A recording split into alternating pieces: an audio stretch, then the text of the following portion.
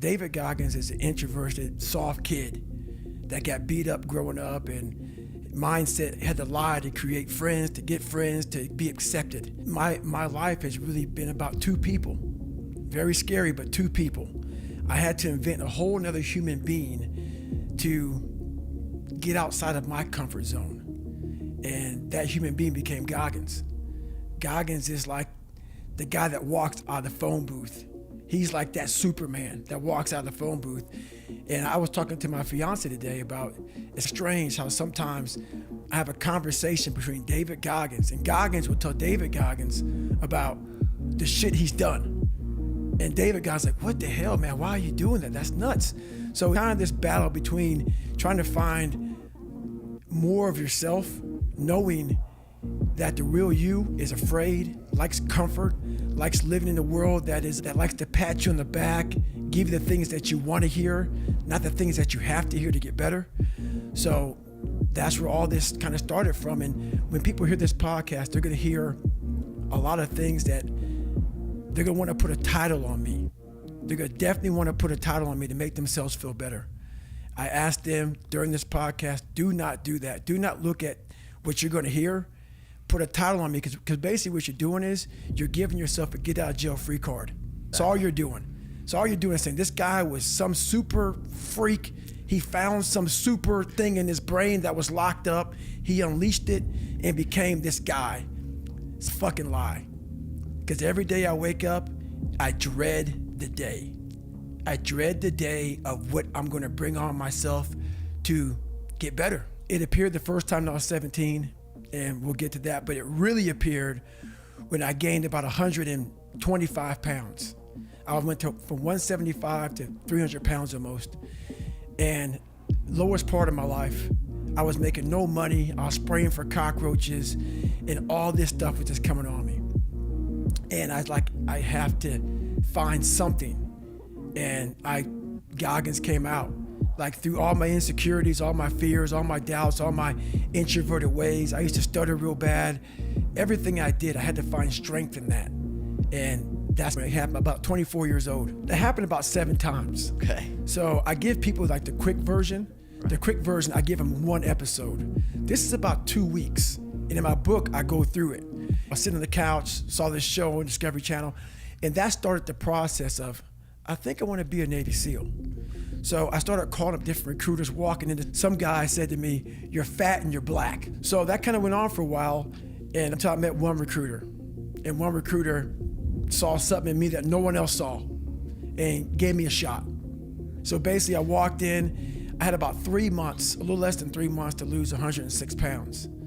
So I was like, this is fucking impossible, man. I can't do that. And at that time, I had no real drive to be a Navy SEAL, to be anything. I just knew something had to change. This isn't gonna work, man. The lifestyle that I'm living, something has to change. So I went to work that day and I was spraying for cockroaches, and lo and behold, it's a very bad day at work. I found a whole bunch of cockroaches, rodents. It was a bad restaurant. And I came home, I quit my job that day. I was driving home, I said, I gotta fucking do something. And I said, I'm gonna go home and run 4 miles. And 4 miles is only a quarter mile. And then from there, the story really begins from that point. I understand it. It's a miserable place. Now that I'm going there, now you have me. I'm living on that couch right now with a milkshake in my hand, thinking about how the fuck am I gonna pull this off? I realized for myself was I wanted that comfort zone that everybody looks for, that pat on the back. They don't want to hear all the bad shit. They want to hear everything that they're doing. And I realized that's what kept me in this world. That's what kept me in this world of not accomplishing anything. So what I did was I became that big, bad, nasty that you don't want to walk into at nighttime. I became the roughest critic in the world on myself. And that's what changed me. I literally saw myself in the mirror. I saw the truth versus saying, my dad did this to me from beating me, kids in school from calling me nigger did this to me, my life did this to me, my fucked up broken foundation did this to me. I took that and said, you know what? Some people may help this happen, but now I have to own this. No one's gonna come back to save me. No one's gonna come back on this couch and say, hey, it's okay. You're gonna be okay. No, I'm not. I'm not going to be okay. I had to realize I had to take a stand and make a real stand. And it was painful to look at who I was, what the world and myself created. I would call this guy up at almost every night about 10:30, 11 o'clock at night and give him an update. I said, hey man, I've lost 25 fucking pounds. Because no one knew what I was doing. Yeah. I had to have so I'm really good at creating an enemy. I'm really good at creating something that I'm against. And I'm also good at, if you ever tell me something that I cannot do, I'm gonna let you know that I'm doing it. Somehow you're gonna fucking know, one way or another, that I'm doing it. It may not be like in your face. I may make sure that I run across the world, so then it's on the news, and you turn the news on and say, how the hell did he do that? I want to do something that I'm here. I'm here. So every time I lose like a big significant amount of weight, I call that recruiter up and say, hey man, I'm here. I'm here. And before I knew it, man, this guy became almost like my best friend at that time. Because I started actually changing his life. He started seeing, wow, man, I'm glad I took a shot on this guy. Right. And not only did I lose weight, I had to go back and take the ASVAB test again. It was like a watered down SAT a couple more times just to get in the Navy SEAL. So it was a big process. 3 months was packed full of like failures, depression, even more. But what I found out in that whole 3 months, I lived a lifetime. In that 3 months, I started realizing if I can flip these insecurities upside down, if I can flip this fear, if I can flip all this shit that made me this depressed, insecure guy, if I can flip it and make it work for me versus against me, I started seeing the power in failure, the power in insecurity, the power in self-doubt. Because I looked at everybody, it may not be true, but that's how I looked at everybody as being way above me. I thought to myself, if I can be at the lowest part in the world, in the sewer, and be able to overcome all this shit, I started using that as power. And I slowly started passing the guys from Harvard, the guys from MIT, the guys who were from great families and shit. I'm like, oh my God, I'm catching up. I had nothing. So I started flipping it and using it as power. There's something that I invented a long time ago. And when you have nothing to draw from, I was able to find strength in every molecule of this earth. I'm able to be in a room with nothing, with no motivation, no inspiration, nothing, and find it. So what I did in those situations was I invented this thing called taking souls. When everybody's all fucked up and you're exhausted and you're weak and you're tired and you're looking around and everybody looks as bad as you or even worse, I'm like, you know what? I want to now make a statement. It's the perfect time to make a statement. To let you know where your life ends and mine begins. And so the statement there is, I muster up every bit of strength from their looks on their faces and how they feel, and how I'm gonna now, from my childhood, where I came from, how I was the bottom of the barrel, I'm now amongst all these uncommon people. I'm now going to make you feel like you're common. So I used their sadness, their weakness, their parts of their life where, God, this sucks. I used that for my strength. And I have this moment of, let's say we're in the sand, we're running or whatever. I will do a surge. I will do something when everybody's like, how the fuck is he doing this? And from that look on their face, that feeling of, God, man, this guy must be something special. It then surges me further and faster and harder for a long time. So it's energy's everywhere. But the thing is, it's so loud. That voice in your head of pain and suffering and discomfort and I don't want to do this is so loud that you're unable to really calm it down and say, okay, there's something here. It's a patient calm that you have to bring to yourself to say, I know I have something here, but that voice is so powerful that it just wants you just to, let's leave. We're done. Spazzes you out and you want to go versus saying, let's take a second. Hang on. Before we spaz the fuck out, hang on. And in that moment, you can think clearly and find that strength out there for you. I know one thing, and this is a true statement that I've said several times. A lot of us don't know of a whole nother world that exists. It's on the other side of suffering. Once you break these barriers that you have made for yourself. Like the mind is the most powerful thing in the world. In the world. It is. It is so amazing that I used to be a 300-pound guy and I thought that was it. Could barely read, could do anything. And now, that what was inside that person was this guy that's in front of you today. That's how scary the mind is. And that's what I started realizing through this journey, is that once I got a taste of, wow, man, I haven't even begun to crack what the mind is capable of. And when I started realizing is on the other end of suffering, that's the real growth of life, because you realize how the mind processes shit. And I talk about another thing called theory and practice. A lot of people are theorists. These smart guys that read these fucking books and shit, man, and they sit down, they tell you what the mind is supposed to do. And a lot of us listen to that shit. It becomes, this is it, man. This old man who has been studying the mind forever, this is the cap that we have. By being a practitioner, I went out and realized a lot of these guys are so wrong, man. The mind has capabilities that are so unknown, and I found that through suffering. And there's a whole nother world on the other end of that. I call that my 40% rule, where like a car has a governor on it. It can go 30, the governor's only gonna go 91. And the whole thing about that is a true statement, like what you said. Our mind wants to protect us. The mind is honestly, it has a tactical advantage over us. It knows our deepest, darkest fears or insecurities. It knows where we start getting that doubt creeping that says, hey man, you know what, man, maybe this isn't good. Let's go back home to the wife. Let's go back home to the kids. This is not comfortable. So in that moment, the mind directs us. It's a protective mechanism. It saves us from doing bodily harm, or it really saves us from discovering that the mind's, I want to be in charge of you. I don't want you to be in charge of me. So it tells you, let's just stop right here. But once you start breaking through that barrier and start breaking down the governor that you've put in your mind, because we forget we are in control of our mind. We believe it's the other way around. No, we put in our minds what we should do, but we believe our mind is telling us, it's giving us all this feedback.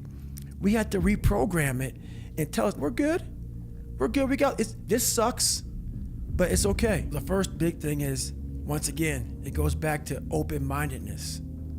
If you walk into any kind of event, whether it be physical or mental, if you walk in with already putting that block on your mind of, man, this ain't gonna happen. People go, how did you run 135 miles to Death Valley? How did you run 100 miles with no training? Because I went into it not thinking, I can't do this, man. I went into it with a strategy. I had an open-mindedness. So until your mind is open to the possibilities that I can do this, you would never be able to do it.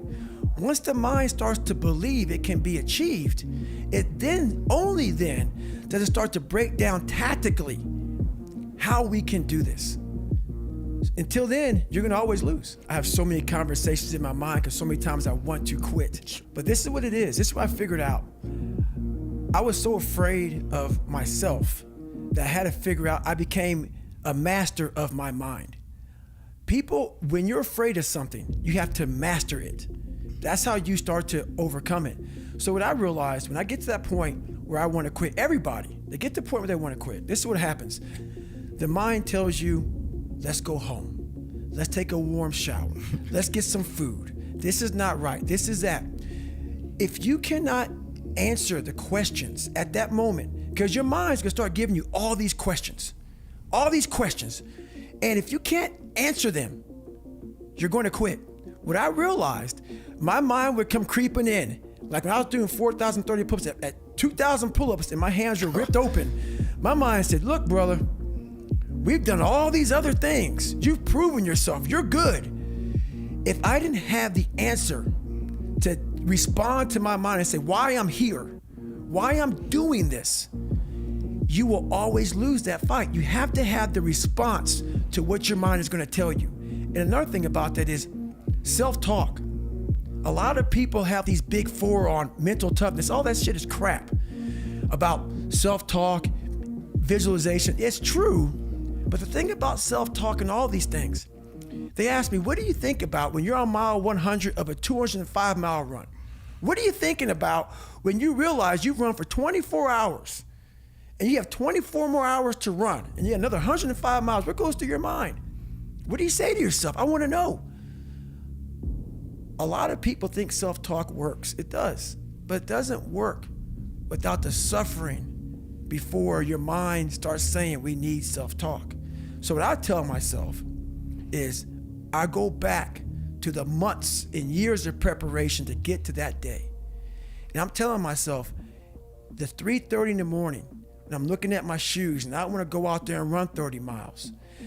I have to, in that second, in that moment of this self-talk, my mind saying, you got to find more, you got to find more. I once again calm down, go back into my mind, in my cookie jar, I call it, and I have to reflect back on the shit I did to get here. And that becomes my self-talk. Self-talk does not work unless it is real. Most of us lie to ourselves in the self-talk. It doesn't work. It has to be real. It has to be something that you've done to make it really work. The reason why we go back to old habits is because our goals are too lofty. We're not achieving our goals fast enough. So what happens is, you know what? Oh man, we're very impatient nowadays. For me, it was good. I didn't have a phone. I was out of this world by myself. It was a race against David Goggins. It wasn't a race against, God, I want to look good for this person or that person. It was me. I got to change myself. So for me, if I lost 5 pounds in a week, I got a feeling. I allowed myself to feel proud of that. I didn't look at, I got to lose 106 pounds. I'm like, man, I went from 297, now I'm 292. In 1 week, man, I'm killing it. We're not proud of ourselves for the small accomplishments. What we need is we need this monstrosity of a thing to happen and say, I did it. Nah, there's a process that you have to go through, and patience is the process. And if we don't have patience, after a week, I haven't lost 30 pounds, man, I'm done. I'm over it.